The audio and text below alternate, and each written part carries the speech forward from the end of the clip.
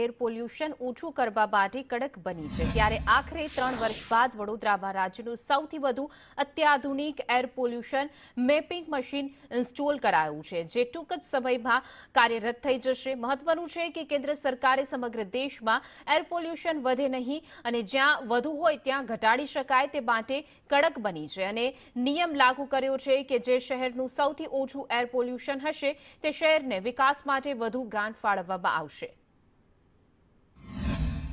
આવનાર દિવસોની અંદર સરકારની કેન્દ્ર સરકારની જે પણ ગ્રાન્ટ છે એ પોલ્યુશન જે સિટીનું જે છે જેના લેવલ ઉપર ગ્રાન્ટો ફાળવવામાં આવશે, એટલે જે સિટીનું પોલ્યુશન લેવલ ડાઉન હશે એને સૌથી વધારે ગ્રાન્ટ મળશે। ને હવેની જે ગ્રાન્ટો આવશે કેન્દ્ર સરકારની, એ કેન્દ્ર સરકારની ગ્રાન્ટોની અંદર એર પોલ્યુશન જે છે એમાં સુધારો વખતો વખત સુધારો થાય એ પ્રમાણેના કામો લેવાના છે। ગત વર્ષની અંદર બજેટની અંદર છેલ્લા 2 વર્ષથી આ પ્રકારના આપણે કામો કરીએ છીએ। અંદેસરી જે વિસ્તાર વડોદરા શહેરની બહાર છે અને એ મીટરના ડેટા પરથી વડોદરા શહેરનું જે પોલ્યુશન માપી અને વડોદરા શહેરની ગ્રાન્ટને કદાચ ઓછી આવે એવી પરિસ્થિતિ સર્જાતી હતી। અત્યારે જીપીસીબી દ્વારા અને વડોદરા મહાનગરપાલિકાએ જગ્યા આપી છે। સવા જે જગ્યાને આવનાર દિવસોની અંદર અલગ અલગ જગ્યાએ મીટર લાગશે। સમગ્ર વડોદરા શહેરને એર પોલ્યુશન માટે આવરી લેવામાં આવશે અને એનું લેવલ સતત મેજર થતું જાય।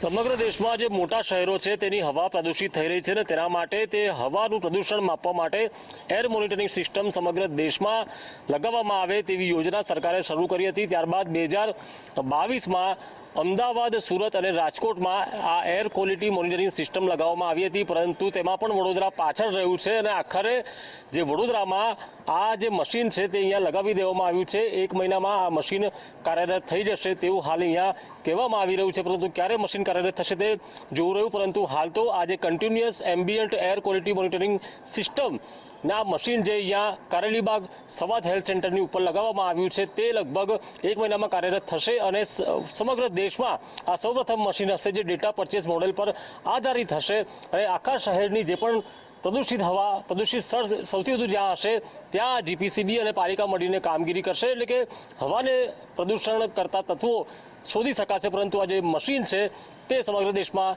પહેલું હશે જે ડેટા પરચેસ મોડેલ પર આધારિત છે। કેમેરા પર્સન નિકેશ વોડન સાથે કુણાલ શર્મા, સંદેશ ન્યૂઝ।